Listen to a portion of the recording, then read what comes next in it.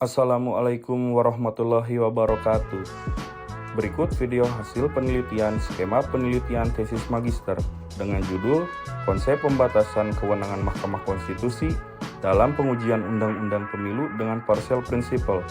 Studi Putusan Mahkamah Konstitusi nomor 90 PUU 21 Romawi 2023. Tim peneliti terdiri dari Ketua Tim Dr. Rahmat Muhajir SHMH, anggota peneliti Krisna Nurhuda SH. Latar belakang penelitian terdiri dari 4 poin. Yang pertama, kekosongan hukum. Sistem hukum Indonesia, khususnya pengadilan, belum mengadopsi partial principle.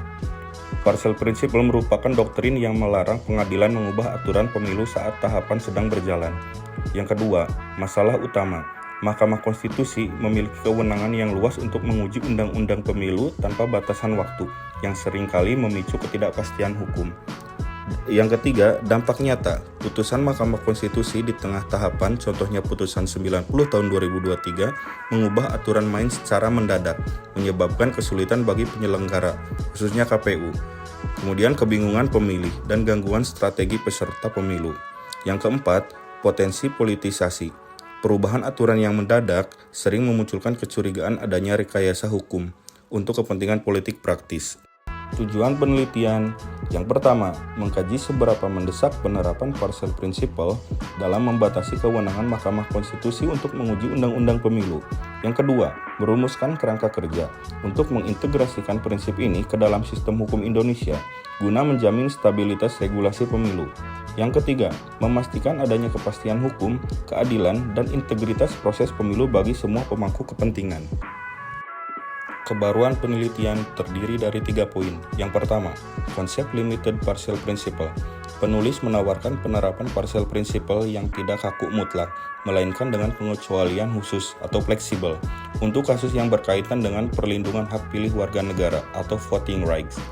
Kedua, sifat putusan prospektif, mengusulkan agar putusan Mahkamah Konstitusi yang mengubah sistem pemilu di tengah tahapan secara otomatis berlaku prospektif, artinya untuk pemilu yang berikutnya, bukan untuk pemilu yang sedang berjalan. Ketiga, integrasi regulasi, usulan konkret untuk merevisi 3 undang-undang sekaligus. Yang pertama, Undang-Undang Pemilu, yang kedua, Undang-Undang Kekuasaan Kehakiman, dan yang ketiga, Undang-Undang Mahkamah Konstitusi sebagai strategi legalisasi prinsip ini. Hasil penelitian, pembatasan wewenang Mahkamah Konstitusi. Mahkamah Konstitusi harus dibatasi untuk tidak memutus uji materi Undang-Undang Pemilu terhitung sejak dimulainya tahapan pemilu hingga pengumuman hasil nasional. Ada 3 opsi putusan. Jika ada permohonan di masa tahapan pemilu, Mahkamah Konstitusi hanya boleh memutus dengan 3 cara. Yang pertama, menyatakan permohonan tidak dapat diterima atau NO.